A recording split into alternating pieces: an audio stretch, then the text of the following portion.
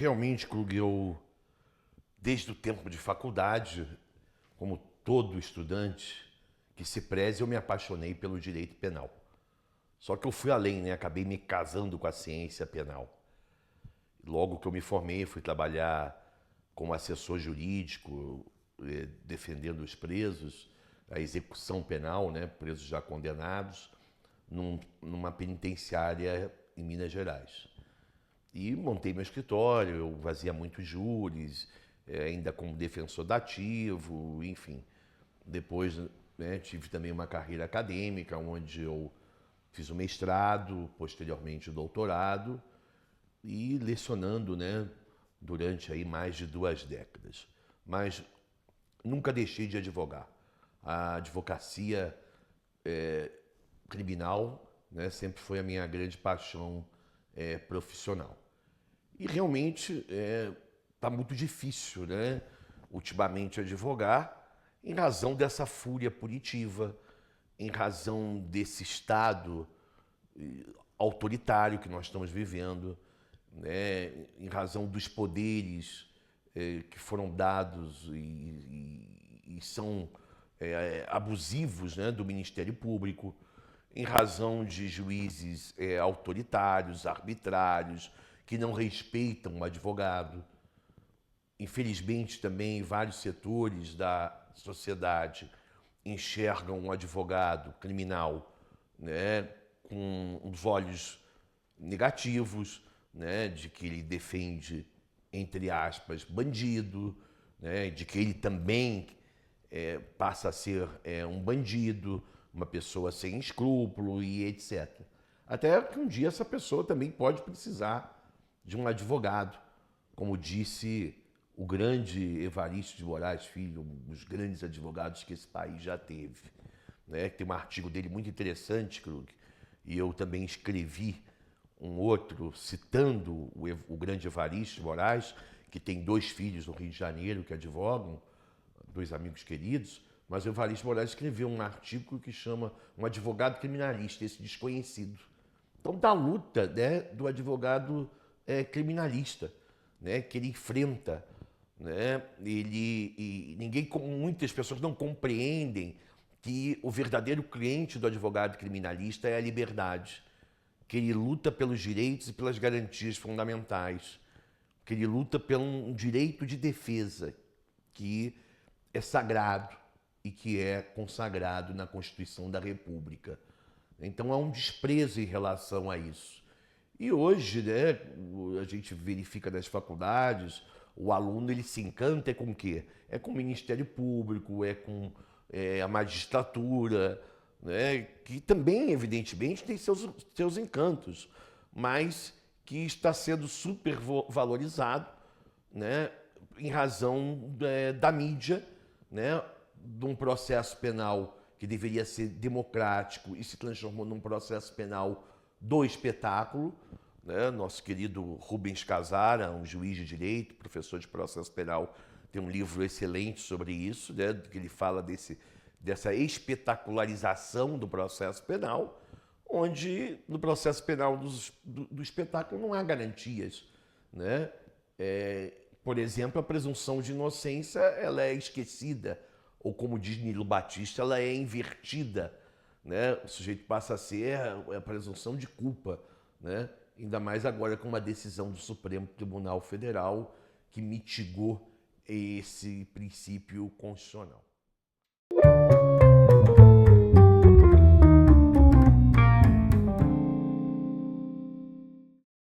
Nós temos aí alguns movimentos interessantes.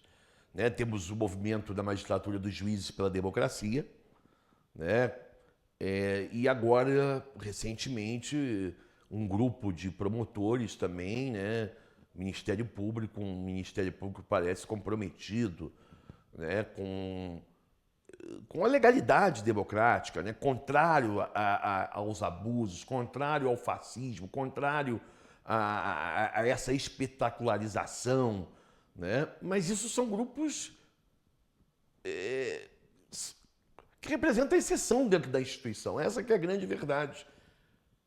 Meu querido Krug, eu não sou otimista, não. Eu sou bem pessimista. Eu acho muito difícil. Eu acho que era necessária uma transformação muito grande, tanto da magistratura quanto do Ministério Público. Nós temos bons juízes, excelentes juízes isolados. E aí poderíamos citar aqui Rubens Casara, André Nicoliti, e Simone, a Kenaric, que por ser uma boa juíza e por defender direitos e garantias acabou sendo processada. Temos o Marcelo Semer, o Valois, né? Aqui alguns que eu estou aqui me lembrando aqui nesse momento, o Flávio Cruz, né? Lá de Curitiba. Pessoas que estudam, pessoas preparadas e pessoas que são comprometidas realmente com a legalidade. Estou lembrando aqui a Andréa Bispo, enfim, como também temos aí alguns promotores, talvez do Ministério Público menos, mas temos aí, né, temos aí o Thiago Joffre, temos o Jackson Zílio, temos o Jackson Campomise aqui, temos o Rômulo na Bahia, enfim, temos aí realmente alguns membros do Ministério Público, o próprio Eugênio Aragão, que, né, procurador da República, que são contrários a essa situação, né, essa situação terrível que nós estamos vivendo, de tempos sombrios. Eu até escrevi um livro, Krug, que eu dediquei ao nosso mestre maior, professor Juarez Tavares, que chama Direito Penal em Tempos Sombrios, onde eu abordo a questão da dogmática, do direito penal, principalmente, alguns aspectos do processo penal, nesses tempos, né, de autoritarismo, em tempos de fascismo, né, num sentido mais amplo, num tempo de exceção, né, num tempo em que a defesa, repito, a advocacia passa a ser até criminalizada, né, no tempo onde os holofotes, as luzes estão para forças-tarefas que envolvem Polícia Federal, Ministério Público, a magistratura, né, que unem os poderes da repressão, né, contra o cidadão. E é preciso sempre lembrar que o cidadão é a parte fraca na relação processual. É ele que precisa de proteção, né? Mas, infelizmente, ele é que está mais desprotegido.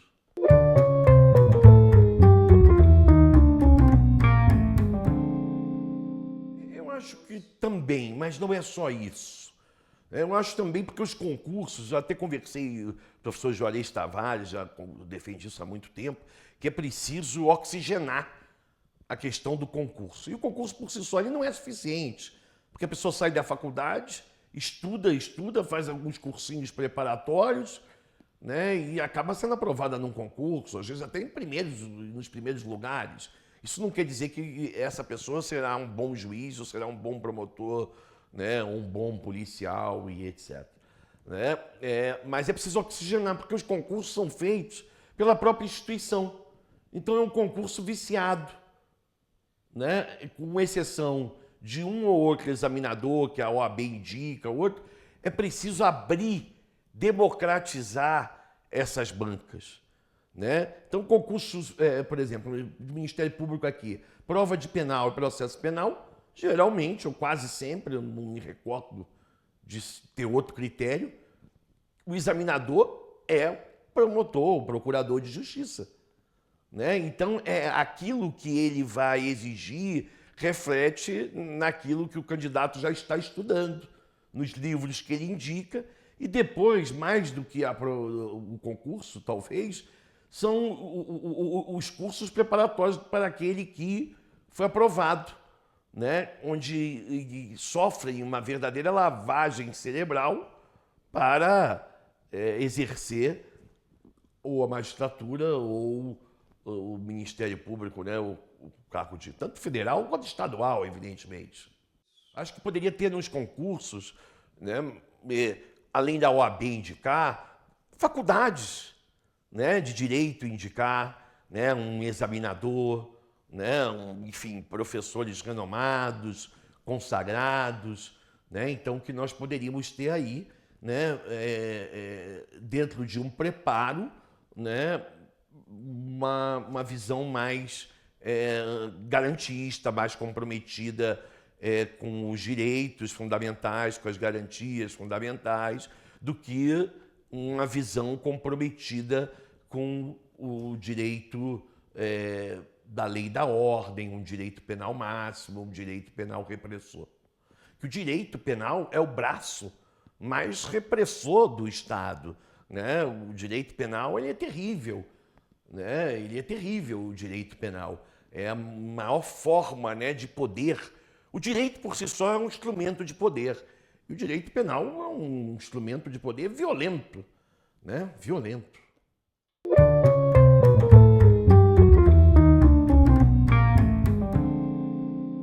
Uma vez eu disse uma frase, e um advogado, colega nosso, achou essa frase muito interessante. Eu disse para ele que preso gosta de honestidade.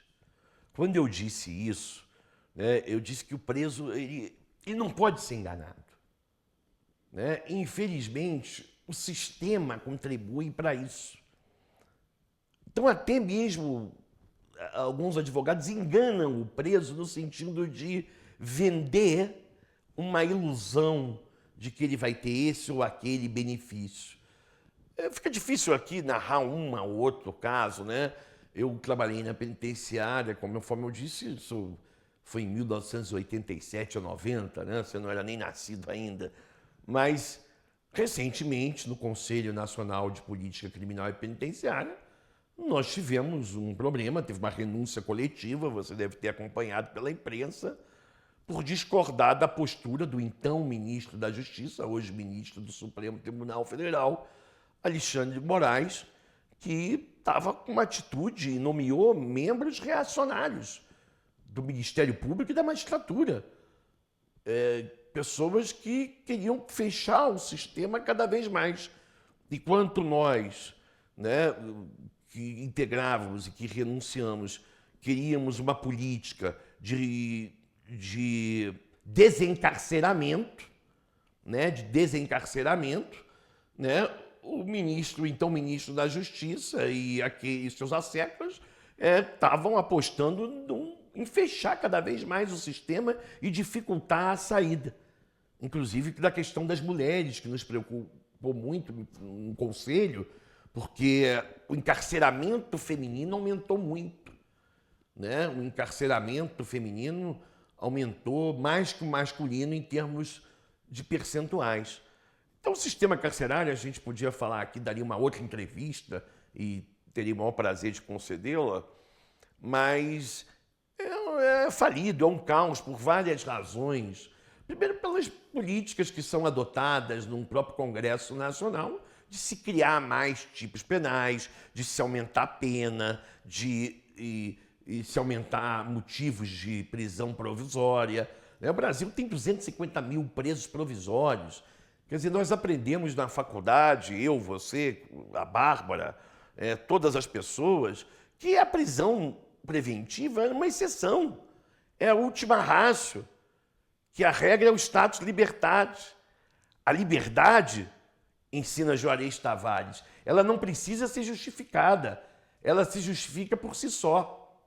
O que precisa de fundamentação é a prisão, mas há um abuso. A prisão, embora o Supremo Tribunal Federal tenha decidido num sentido de que não permite a antecipação da tutela penal, tem um voto que eu sempre cito do decano, ministro Celso de Mello, nesse sentido muito interessante, mas a prisão provisória virou, né, a regra, invertendo toda essa situação. Nesse particular, o deputado federal, o Adi Damus, do PT do Rio de Janeiro, ele tem apresentado projetos interessantíssimos que ajudam a questão do desencarceramento. Por exemplo, ele propõe, num projeto que nós comentamos recentemente, né, a questão de um sursi em relação à mãe que, no período de maternidade, né, para aquela que a mãe, né, que para ficar junto do seu filho, né, já que a pena teoricamente não poderia passar da pessoa do condenado, né, o princípio da pessoalidade. Um outro projeto também que comentamos foi em relação a excluir dos motivos que fundamentam a decretação da prisão preventiva, o inconstitucional motivo da ordem pública, que é vago, que é indeterminado, que é impreciso e que é usado por regimes autoritários, foi usado por regimes fascistas para justificar a prisão, em nome de uma ordem pública. Então, é preciso combater, né, primeiro, a questão da entrada no sistema, reduzir isso. O sistema, tem muita gente entrando no sistema. E quem que entra? Os vulneráveis. O direito penal, você sabe, Krug, ele é repressor, estigmatizante, né, e seletivo. Então, os mais vulneráveis são os pobres, são os negros, são os semi-analfabetos, né, são as pessoas que são excluídas, né, são os invisíveis. Eles são excluídos da sociedade de consumo, Bauman fala isso, excluídos do jogo, né, mas são incluídos no sistema penitenciário.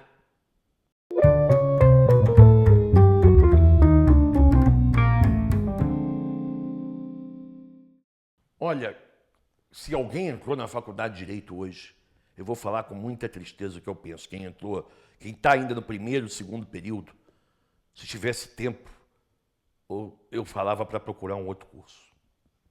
Porque com esse Supremo Tribunal Federal que nós temos, com essa magistratura e com esse Ministério Público e com a mídia que influencia diretamente no processo penal e no direito penal, eu falo, procure outra coisa. Não perca teu tempo fazendo direito.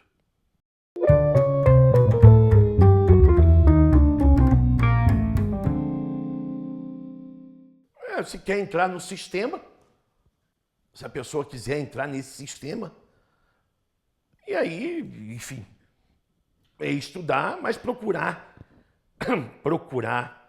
ler coisas além do direito. Lê Nelson Rodrigues, que era um reacionário, mas conhecia a alma humana. Lê Machado de Assis, lê Guimarães Rosa, lê Dostoiévski, lê Tolstói. Enfim, ler a literatura, né? Sair um pouco do direito, claro, estudar o direito vai ser a profissão dele, né? Ainda mais para passar num concurso, mas procurar conhecer a alma humana, olhar no olho, não é entrar num cursinho, se meter em cima de livros, depois vai para uma comarca do interior. Minas é imenso, Minas Gerais é mais ou menos do tamanho da França, da Espanha, mais ou menos. Vai para uma comarca que fica a 700 quilômetros de Belo Horizonte, de difícil acesso, chega lá, não pode ter contato com ninguém e vai julgar o ser humano, por exemplo, ou vai acusar, sem conhecer a alma humana. Então procure ser mais humano, mais do que juiz, mais do que promotor. O ser humano precisa ser humano.